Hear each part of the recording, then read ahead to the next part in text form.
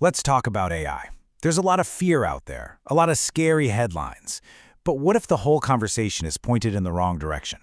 What if the key to AI safety isn't about fearing the technology, but about educating ourselves? That's the big idea from a recent letter to the editor we're going to break down today. First things first, let's just acknowledge it. You can't escape the anxiety around AI tools these days. The warnings are everywhere, and the headlines, well, they know exactly how to tap into our biggest worries.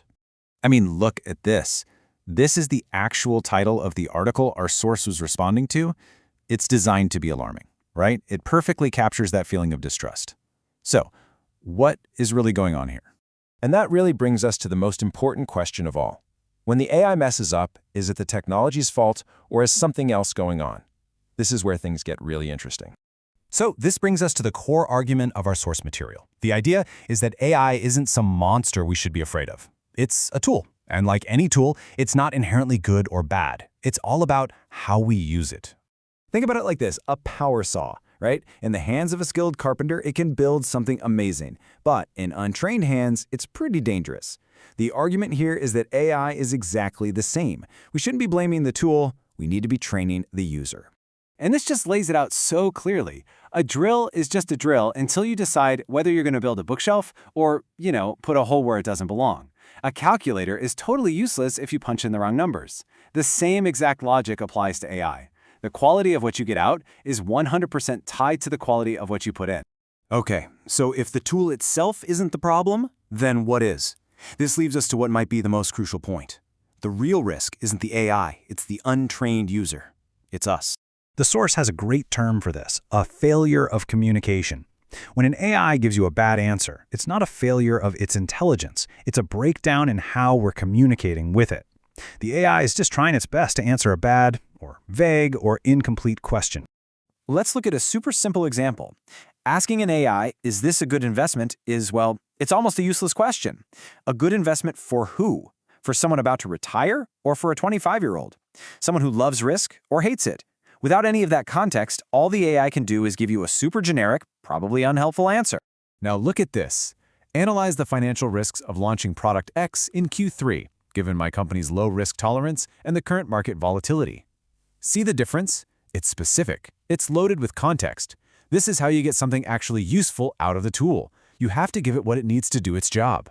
And this quote from the source just nails it. We would never say our calculator is broken or can't be trusted because we typed 2 plus 3 when we meant to type 2 plus 2.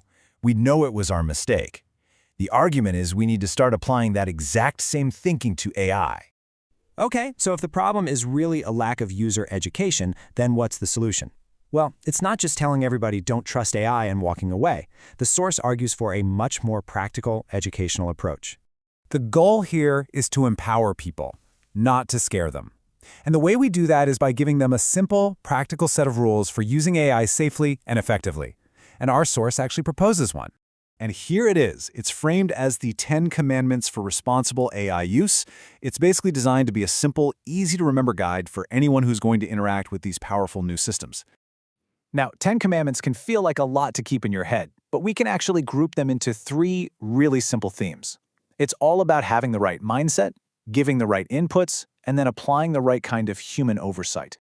So let's quickly run through these. First up, mindset. This is huge. You have to remember the AI is a tool, not a genius. Just because it sounds super confident doesn't mean it's right, and its job is to help you think better, not to do the thinking for you. Second theme, inputs. This is that classic rule you've heard a million times. Garbage in, garbage out. It's never been more true than with AI. You have to give it context. You have to be clear about your goals, because it definitely can't read your mind. And last, but honestly, this is the most important one, oversight. Your brain has to stay in the loop. You have to double-check anything important. And you should never let an AI be the final decision maker on anything that has real consequences. Human judgment is absolutely non-negotiable.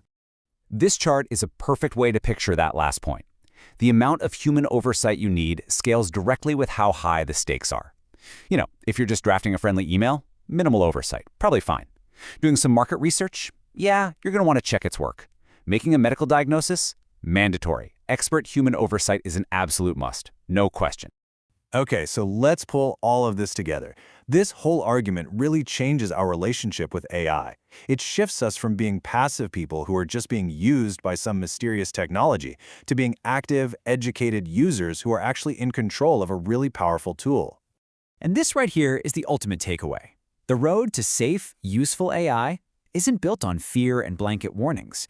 It's built on education, on responsibility, and on us understanding that we are the most important part of this whole equation. So I'll leave you with this final thought to chew on. If an AI is basically just a mirror, reflecting the quality of our questions, our curiosity, and our critical thinking, what's it going to reflect about you? The answer, it turns out, is entirely up to us.